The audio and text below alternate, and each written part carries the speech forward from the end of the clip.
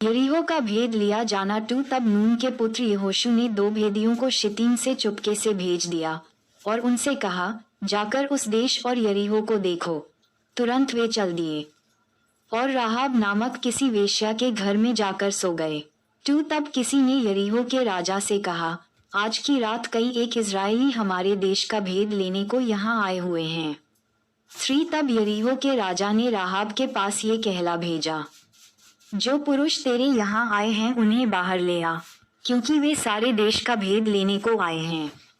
4 उस स्त्री ने दोनों पुरुषों को छिपा रखा और इस प्रकार कहा, मेरे पास कई पुरुष आए तो थे, परंतु मैं नहीं जानती कि वे कहाँ के थे। याकूब 2:25-5 और जब अंधेरा हुआ और फाटक बंद होने लगा तब वे निकल गए, मुझे मालूम नहीं कि वे कहाँ गए।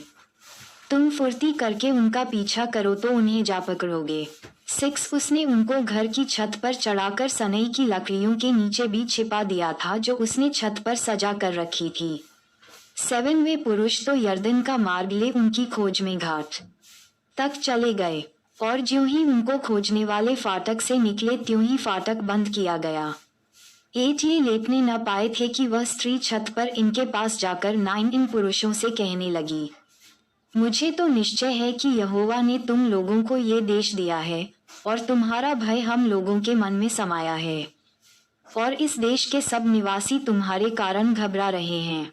10 क्योंकि हमने सुना है कि यहोवा ने तुम्हारे मिस्र से निकलने के समय तुम्हारे सामने लाल समुद्र का जल सूखा दिया और तुम लोगों ने सीहोन और ओग नामक यरदन पार रहने वाले एमोरियों के दोनों राजाओं का सत्यानाश कर डाला है। 11 और यह सुनते ही हमारा मन पिघल गया और तुम्हारे कारण किसी के जी में जी न रहा, क्योंकि तुम्हारा परमेश्वर यहोवा ऊपर के आकाश का और नीचे की पृथ्वी का परमेश्वर है। 12 अब मैंने जो तुम पर दया की है, इसलिए मुझसे यहोवा की शपथ खाओ कि तुम भी मेरे पिता के घराने पर दया करोगे और इसका सच्चा चिन्ह मुझे दो। इब्रा 11:13 कि तुम मेरे माता पिता, भाइयों और बहनों को और जो कुछ उनका है उन सभी को भी जीवित रख छोड़ो और हम सभी का प्राण मरने से बचाओगे। 14 तब उन पुरुषों ने उससे कहा, यदि तू हमारी यह बात किसी पर प्रकट न करे तो तुम्हारे प्राण के बदले हमारा प्राण सी जाए, और जब यहोवा हमको ये देश देगा तब हम तेरे साथ कृपा और सच्चाई से बर्ताव करेंगे। 15 तब राहाब जिसका घर शहरपनाह पर ड बना था और वह वहीं रहती थी, उसने उनको खिड़की से रस्सी के बल उतार के नगर के बाहर कर दिया। याकूब 2:25-16 और उसने उनसे कहा, पहाड़ को चले जाओ, ऐसा न हो कि खोजने वाले तुमको पाएं, इसलिए जब तक तुम्हारे खोजने वाले लौट न आए तब तक, अर्थात 3 दिन वहीं छिपे रहना, उसके बाद अपना मार्ग लेना।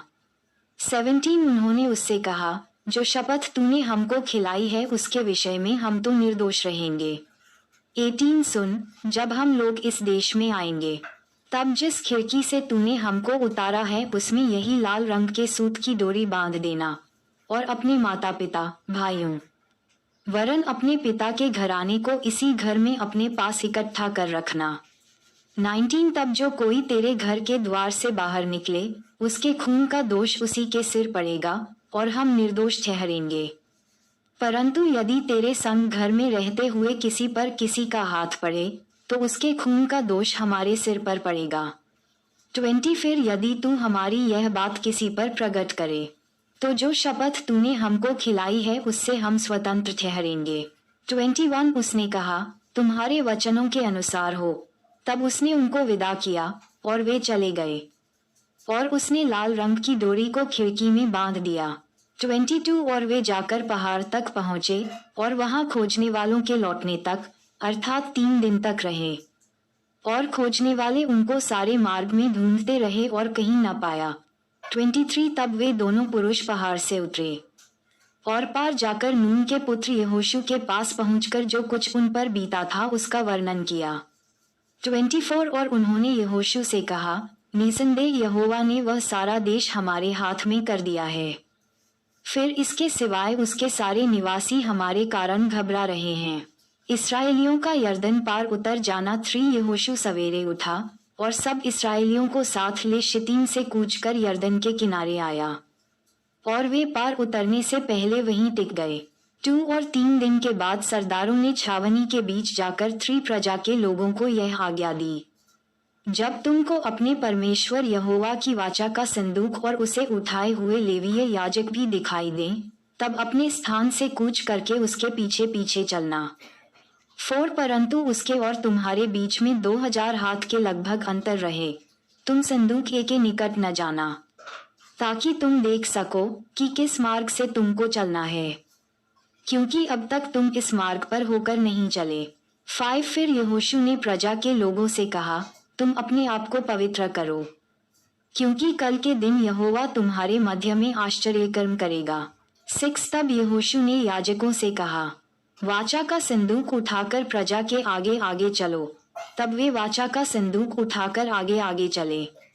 7 तब यहोवा ने यहोशू से कहा, आज के दिन से मैं सब इसराइलियों के सम्मुख तेरी प्रशंसा करना आरंभ करूंगा भी, जिससे वे जान ले कि जैसे मैं मूसा के संग रहता था वैसे ही मैं तेरे संग भी हूँ। 8 और तू वाचा के संदूक के उठाने वाले याजकों को यह आज्ञा दे, जब तुम यरदन के जल के किनारे पहुंचो तब यरदन में खड़े रहना। 9 तब यहोशू ने इसराइलियों से कहा, पास आकर अपने परमेश्वर यहोवा के वचन सुनो। 10 और यहोशू कहने लगा, इससे तुम जान लोगे कि जीवित परमेश्वर तुम्हारे मध्य में है, और वह तुम्हारे सामने से निसंदेह कनानियों, हित्तियों, हिब्बियों, परिज्जियों, गिर्गाशियों, एमोरियों और इबूसियों को उनके देश में से निकाल देगा। 11 सुनो, पृथ्वी भर के प्रभु की वाचा का संदूक तुम्हारे आगे आगे यरदन में जाने को है। 12 इसलिए अब इस्राएल के गोत्रों में से 12 पुरुषों को चुन लो, वे एक एक गोत्र में से एक पुरुष हो। 13 और जिस समय पृथ्वी भर के प्रभु यहोवा की वाचा का संदूक उठाने वाले याजकों के पांव यरदन के जल में पड़ेंगे, उस समय यरदन का ऊपर से बहता हुआ जल थम जाएगा और धीर होकर ठहरा रहेगा। 14 इसलिए जब प्रजा के लोगों ने अपने डेरों से यरदन पार जाने को कूच किया और याजक वाचा का संदूक उठाए हुए प्रजा के आगे आगे चले, 15 और संदूक के उठाने वाले यरदन पर पहुंचे और संदूक के उठाने वाले याजकों के पांव यरदन के तट के जल में पड़े। यरदन का जल तो कटनी के समय के सब दिन अपने तट के ऊपर ऊपर बहा करता है। 16 तब जो जल ऊपर की ओर से बहा आता था वह बहुत दूर, अर्थात आदाम नगर के पास जो सारतान के निकट है, रुककर एक ढेर हो गया और दीवार सा उठा रहा, और जो जल अराबा का ताल, जो खारा ताल भी कहलाता है, उसकी ओर बहा जाता था, वह पूरी रीति से सूख गया और प्रजा के लोग यरीहो के सामने पार उतर गए। 17 और याजक यहोवा की वाचा का संदूक उठाए हुए यरदन के बीचों बीच पहुंचकर स्थल पर स्थिर खड़े रहे और सब इजरायली स्थल ही स्थल पार उतरते रहे। अंत में उस सारी जाति के लोग यरदन पार हो गए। माताएं एवं बहनों से निवेदन है कि अगर हमारी ये वीडियो आपको अच्छी लगी हो तो कृपया करके वीडियो को लाइक और सब्सक्राइब करना ना भूलें, क्योंकि हमारी वीडियो आप सब तक बहुत जल्दी पहुंचे। जय यीशु मसीह।